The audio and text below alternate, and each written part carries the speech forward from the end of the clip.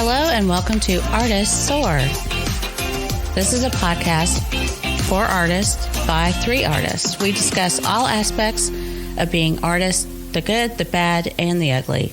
The goal of each podcast is to provide solutions so artists can focus on their creativity and soar above. I'm Rachel Harshenko. Jules McCullough. Stephanie Weaver. Sometimes the things we can't change end up changing us. So hello, everyone, and welcome back. We've been gone for a little while.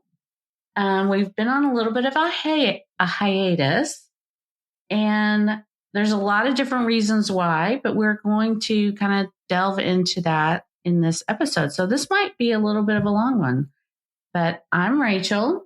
And Stephanie Weaver. And Jules McCullough. So let's get into it. We've had a lot of life changes this summer. And so for Stephanie, you've had a big one. Mm-hmm. And you sort of redone your whole schedule. Oh my God. I'm still trying to find a schedule. Yeah, exactly. So why don't you tell us a little bit about what's been going on? Okay. So yeah, I guess it was about March of this year, I started trying to go back and do the life, I guess, that I used to have, where I was a program manager for software implementation. And one thing kind of led to another, and I got a really amazing job and opportunity to be a program manager and focus on the things that I love, which are projects and process. And so, I mean, if you guys have been following me for a while and you've been on my website, you know I'm all about processes and spreadsheets. I'm living in spreadsheets and almost, 5 days a week. And it's just been, so that's been significant. And because of that, I've also changed my art business to be more focused on, I guess, the art side and less on the business side. And so I'm slowly making things that I used to charge for free I'm now making them free on YouTube so that I can get away from the membership side of things. Cause I know we talked about that before, where I felt like I was being part of the problem of all this tribal knowledge, and you got to pay me to get my knowledge. And it's not rocket science. It's really not, but it's not easy either. And so it wasn't comfortable for you. You didn't necessarily want to be in that position. Yeah. Where we're more of a community of sharing information than necessarily charging for information. But to make a living, you had to make a choice. Well, and as expensive as things are getting. Yes. And if you read my article about recession and the things that we need to do for a recession, getting a job was one of those. And I've got a kid that's 17 that's going to be going to college here in 2 years. Yeah, he'll be a senior next year.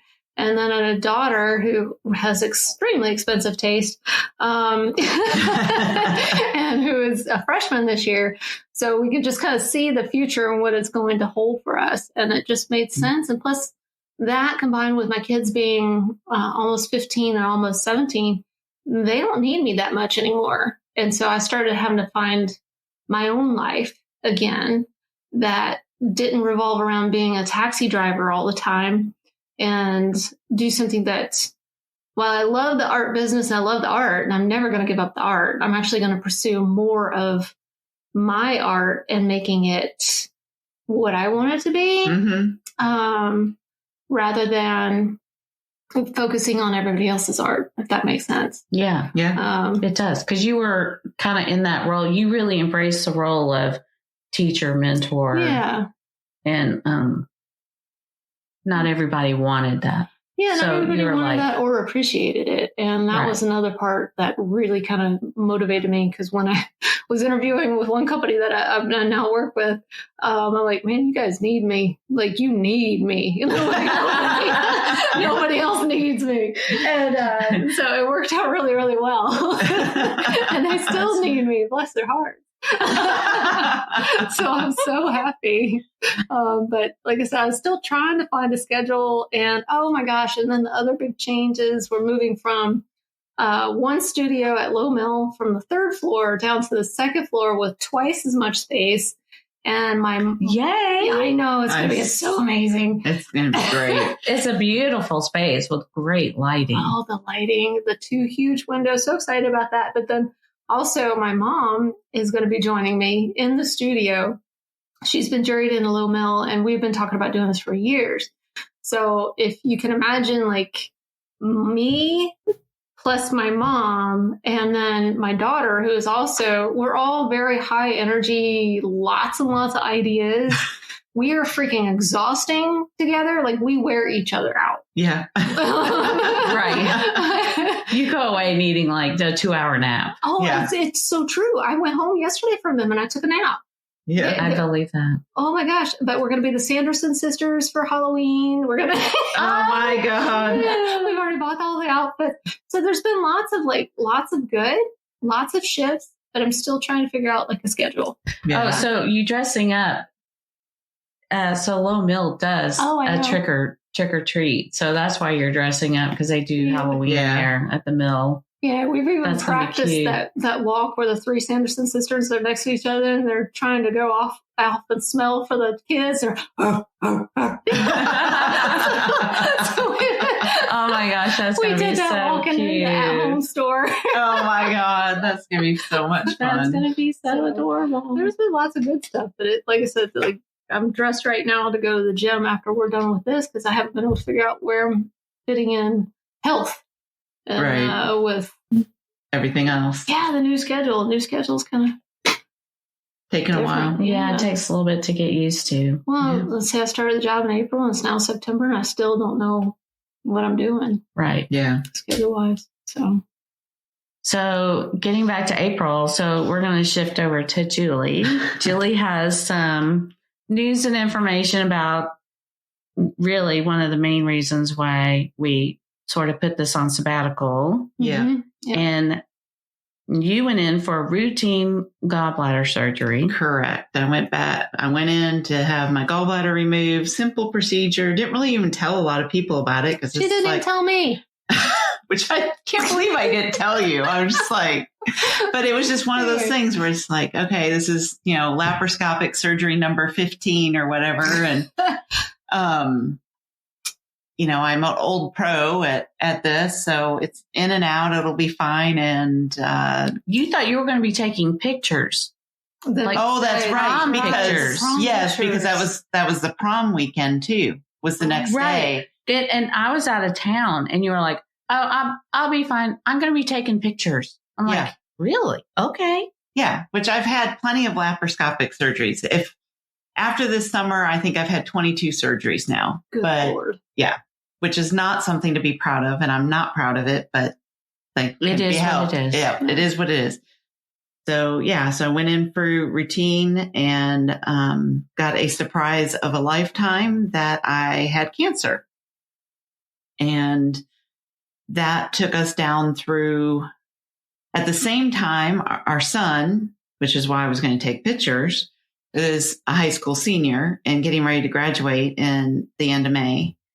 And we couldn't tell the kids yet because we didn't want to ruin all that his senior time. Stuff and his time. This was supposed to be about him. Well, plus you didn't know how serious everything was. We didn't know exactly what kind yet. Yeah. No, you were getting tests. Yeah. Lots of tests in May. Lots of another procedure in May to figure out exactly where the cancer was by the actual surgeon that did the big stuff. But find the origin. Yeah, they had to find the origin first, and then they were able to refer me out to the appropriate oncologist surgeon. And that happened to be at Vanderbilt, which is about 2 hours north of us for where we live. And in June, middle of June, I had what is nicknamed the mother of all surgeries to remove the cancer and have internal chemo. And then from there, it's been a long recovery. We're in September now, and I'm finally beginning to feel like myself. Still sore because I haven't done a lot. So now I get all these muscle aches and pains. I would like to take a minute, explain the mother of all surgeries. Well, yeah, I was going to go back and say, let's tell them what kind of cancer. Okay. And then kind of walk through what kind of surgery you were going into or what we thought you were going into. Right. So the cancer is, okay, let me think about how to say it. Appendiceal mucinous endocarcinoma. It's extremely rare. There's about 1,000 cases a year of this type of cancer. I can't remember if that's worldwide or just in the U.S. I think it's worldwide, but I don't remember.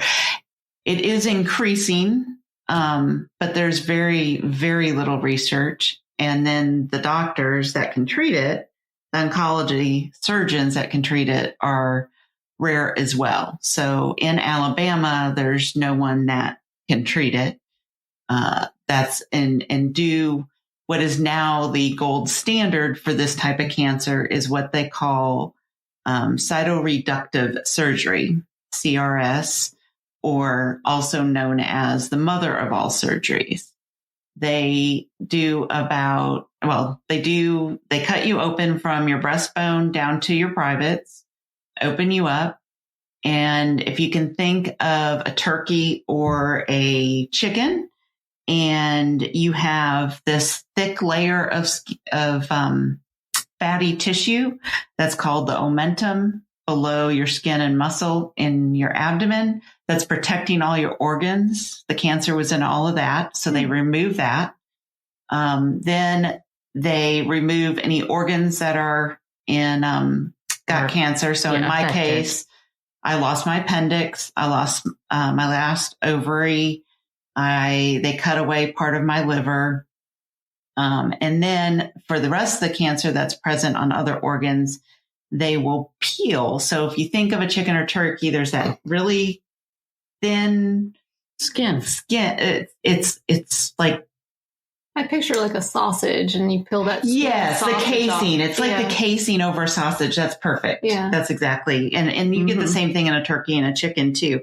Well, we have the same thing in our body, and it's wrapped around our organs. So anywhere there was cancer, like the small bowel had some at the top.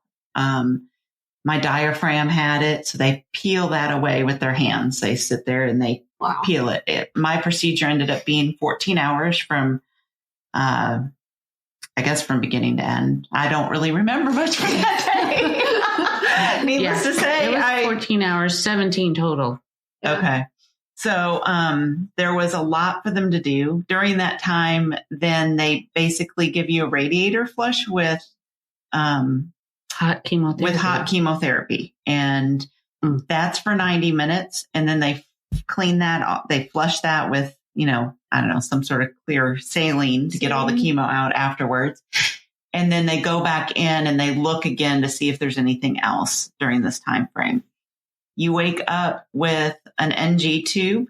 I woke up with an abdominal epidural, a abdomen tube, a JP drain coming out of the abdomen to drain the fluid, as well as I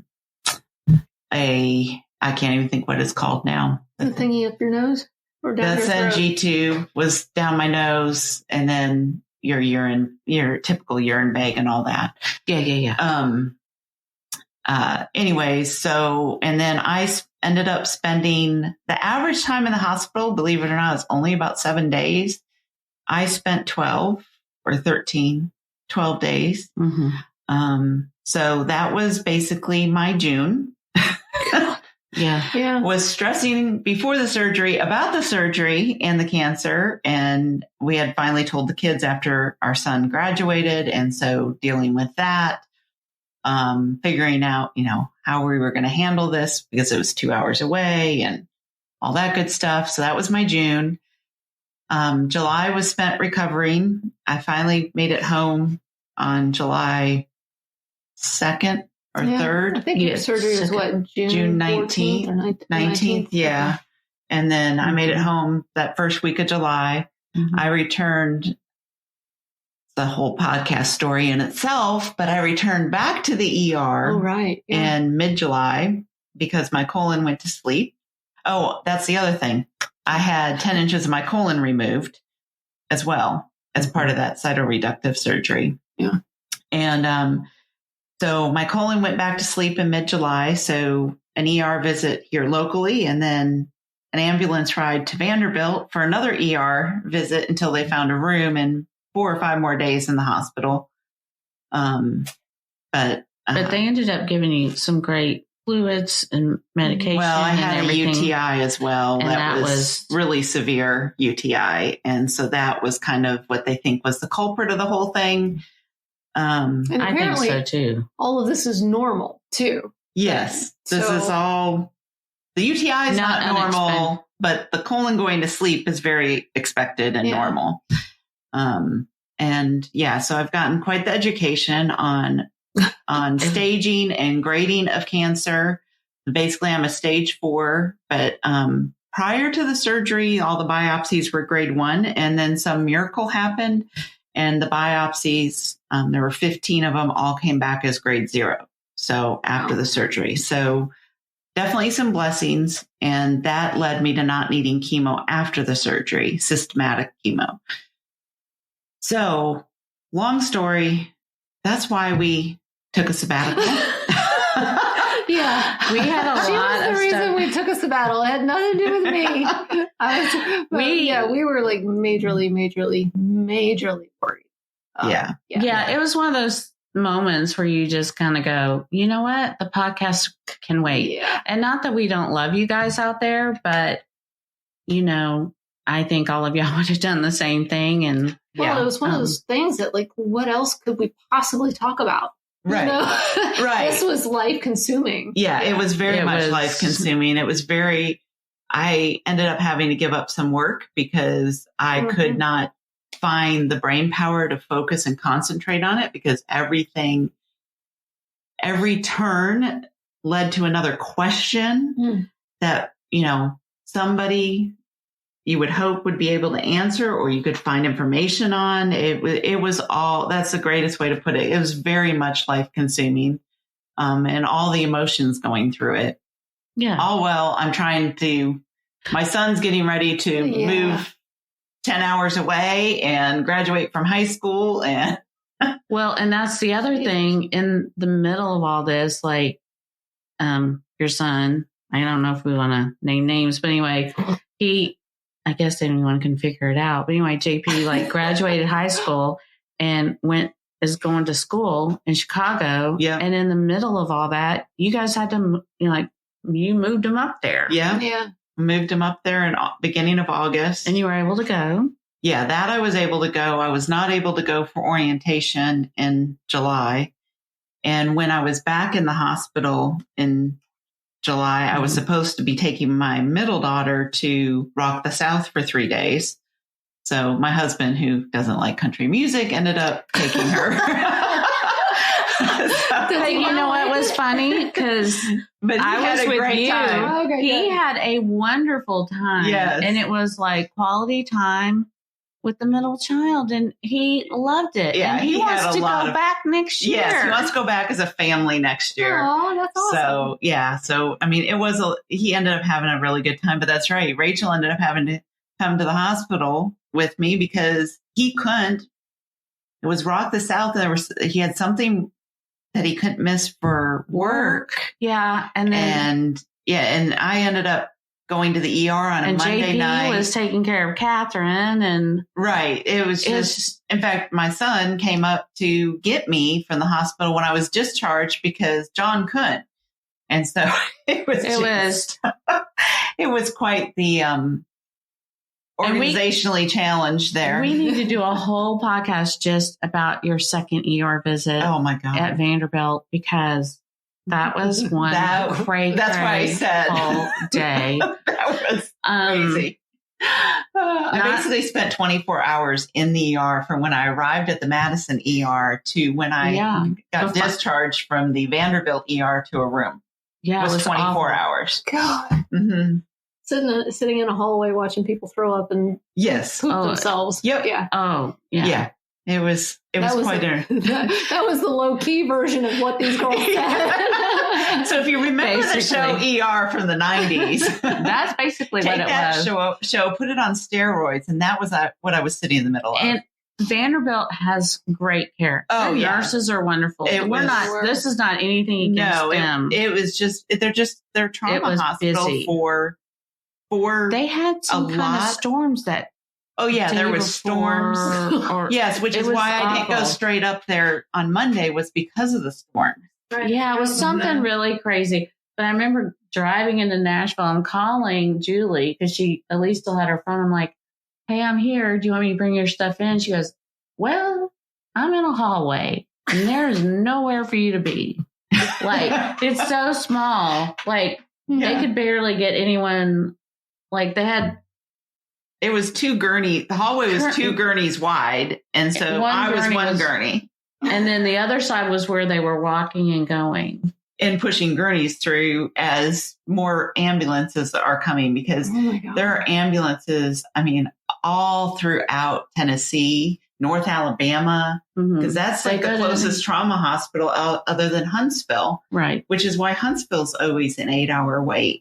Is because they're a trauma center. It's a trauma center, because the next closest one is Birmingham. I didn't know that. I didn't either, until I'm sitting and I finally was talking to my nurse, and she's like, I said, this is the trauma hospital for most of the, until you get to Memphis or Knoxville. So anything in between those or Lexington. Go to Nashville, to Vanderbilt. So it was, the ambulances don't stop coming. It was quite. So anyways, it was quite the adventure. Well, tell us a little bit more about, like, is this the kind of cancer that can go in remission, or like, where are we from here, I guess? I mean, just to be totally transparent. Book. Yeah. So to be honest, I am struggling mentally, and I wouldn't say I'm depressed, but I am really struggling with finding my place of where I don't even know how to put it into words, because it doesn't necessarily make logical sense. But there's a side of me is like, I could be gone tomorrow, or I could be gone in 20 years. I don't know, I totally get. We all know that. But part of me just feels like I have a death sentence on me, because there is no remission. There is no cure for this cancer. The way that I'm supposed to answer somebody if I am asked, do you have cancer, is yes, I have cancer, but I'm in the state of no evidence of disease, which just does not make logical sense to me in my brain, because that to me means that you're in remission. And she tried to explain it to me. No, but it's not. But I'm not, because I still have the cancer in my system. Yep. Your cells are still there. Yes. And I think that's why you're still struggling, because you're like, not that someone has said it out loud to you. Right. Okay, you're going to die. We all know we're going to die. Yes. Was it life, birth, death, and taxes? Yeah, those are all the given. Nobody's getting out of this alive. Right. And exactly. we all know that in the back of our head, but we don't think about it. We don't think about it. And this has put it right in front of your face, and you're thinking about it every day, because not only are you recovering, you're still feeling effects. Yes. Yeah. Well, and this cancer does come back. It's just, there's people that doesn't come back for 12, 15, 14 years. There's people that doesn't come back for 3 months. I mean, there's a wide variety of individuals. And according to my original oncologist, as well as my surgical oncologist, this cancer comes back, bottom line. You just don't know when. So you're monitored. So I'll get scans again in October and pray for no evidence of disease. And, I'll get scans in the first of 2024 sometime in the first quarter. And it just, it just varies. This is your new Yes. life, your new routine. Yes. And so she said to me, like, everything I'm feeling is completely normal because I'm dealing with what's considered a chronic illness now. And anyone with a chronic illness kind of goes through this emotional roller coaster. So at least her saying that made me feel better. But mentally, I think it's now, since I've recovered physically pretty well, mentally, it's just still a battle. It's catching up. Yeah. It's like grieving, you have your stages. Yes. And that's exactly what she said, is you're going to have the stages. It's going to vary. It's something new that, you have to deal with. Mm-hmm. And I can kind of remember going through that a little bit after my heart surgery. But I was telling my husband that, with the heart surgery, it was something mechanical that was wrong. Mm-hmm. So I didn't feel as emotionally, like I felt like there was something that could be done about it, which they did as much as they could. But I still have a quote unquote chronic illness with my heart. Now I have a chronic illness that I can't do anything about. Mm-hmm. I can't fix it. I can't get rid of it. I can't do anything about it. So that, I think, is where it's different between the two. Mm-hmm. There's no like real finish line. Right. It keeps moving on you. Yes. You're like, well, I ran the 50 yards. That's right. And you're like, oh no, it's a mile long race. And you're like, yeah. Well, okay. And then you get to the mile and they're like, oh, it's a 10K. And yeah. You're like, well, crap. I know. I'm like, oh, it's a marathon. Well, crap. So, I mean, I've heard, not just chronic illness. It's like kind of described that way. It's like, it's just not only is it like you're constantly thinking about, it's like right here, and then everything keeps changing. Right. And then like, who knows, like Catherine or Lauren might say something and you're like, oh, I didn't think about that. Or, or why is she thinking about that? It just brings up, because they're going through it in a different manner. Right. They're going through it in a sense of in a sense of grief, almost, is how they're traveling through this journey. And they, my youngest doesn't know how to express herself when it comes to that. So she has a really hard time. She's the one that actually made me start thinking about the whole no remission, no cure. And some of her comments, when we took her to the doctor asked, any his family history changes in medical, whatever. And like, yes, I have cancer. And then after the doctor leaves, Catherine's like, you don't have cancer anymore. Why'd you say you have cancer? Because in her mind, it's gone. I had the surgery. It's over. But yeah. And, the next, depending on how it comes back and when it comes back, I could have the surgery again. It's very common to have it a second time, which. Oh, it is common. Yes. Really? Yeah. And if anyone says NG tube to me again, I think I'm going to smack them. Hopefully they'll figure out something different. No kidding. With that thing was awful. Yes. Yeah. Oh my God. Not like that. No, I am. I mean, I think I was the resident's worst patient they'd ever have with an NG tube. No, I doubt that. But it was funny because when you were like, they thought they were taking it out that day. Yeah, they were like, supposed to take it out on and you were Saturday. Like, yeah, you were like, you're gonna put me out, right? And the nurse just looks at me like, and I'm like, oh, you could tell she did not want to tell you. She knew how you felt about it, and she was like, no, we're not. And your eyes just went, what? You're like, what? What? Wait, come again. Because I'm going to kick you. It's like when the resident came in, when I ended up in the ER again, and he came down to see me at Vanderbilt. And he's like, okay, so the typical, routine for an ileus is we're going to put an NG tube in and give you fluids. And I looked at him and I was like, no, you're not. No, you're not. You're not putting an NG tube in.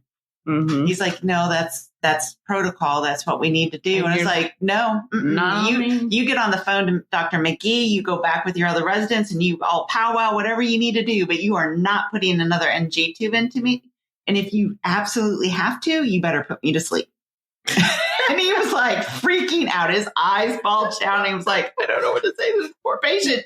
This lady is not going to let me touch her with an NG tube. No. And you were And it was a good thing because you didn't really need it. So that was good. They were able to they gave me a different type of fluid to try to wake it up, and they were able to get it woken up without an NG tube. So in that whole scenario, I picture this kid to be like 24, 25. Oh, yeah. And you pull out that mom voice.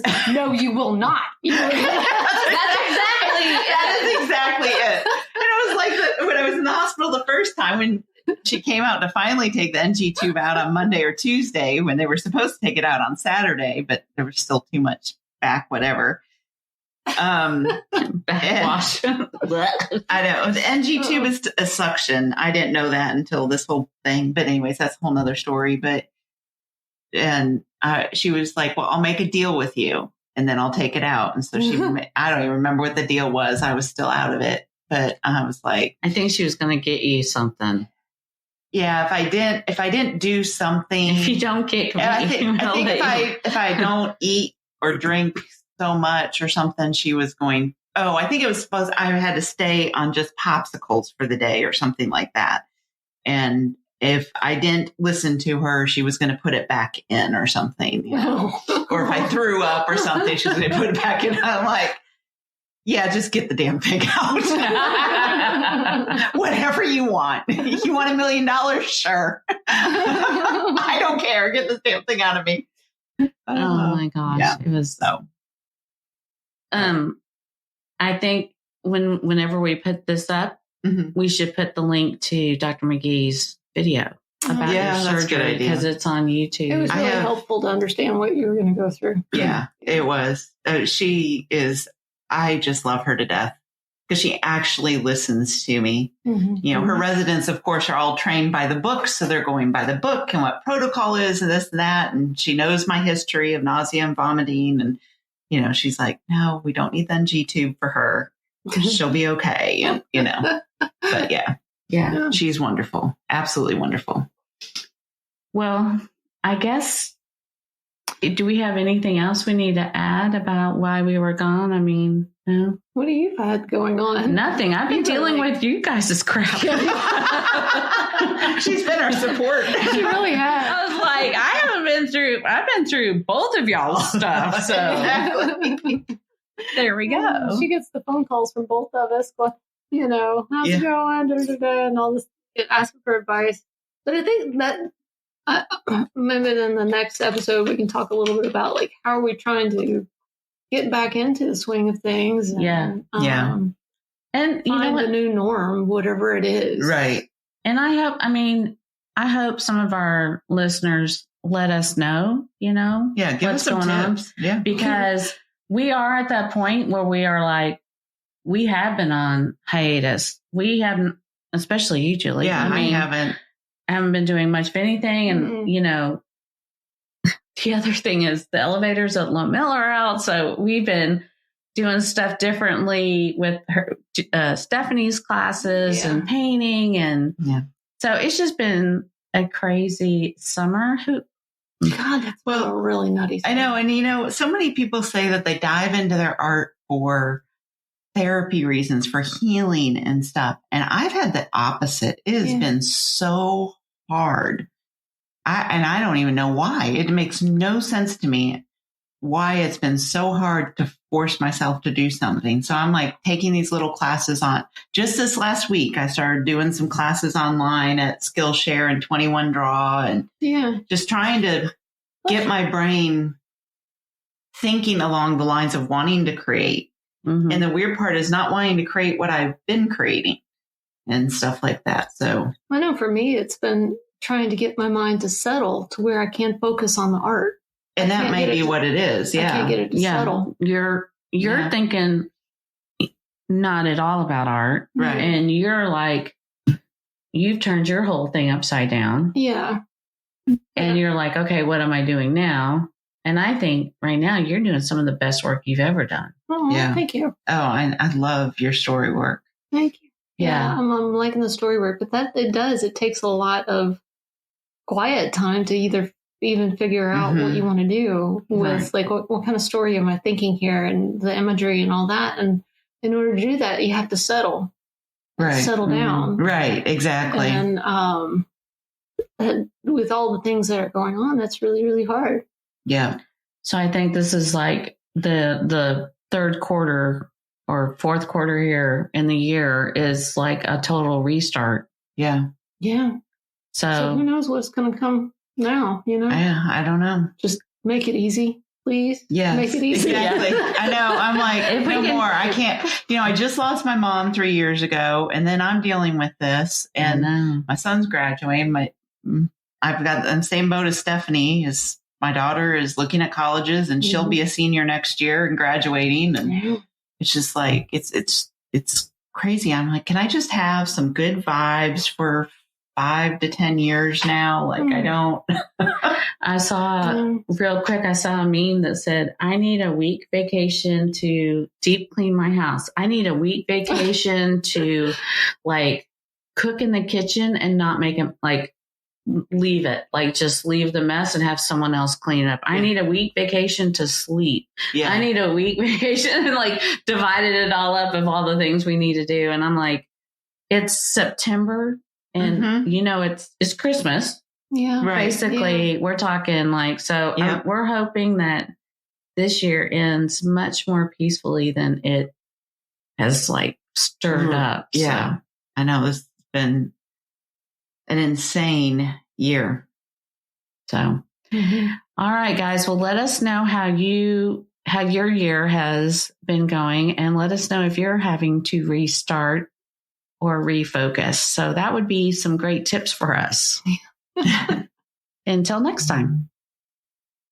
Thanks for listening to Artists Soar, a podcast for artists by artists. And if you have any questions, feel free to email us at hello@artistsoar.com.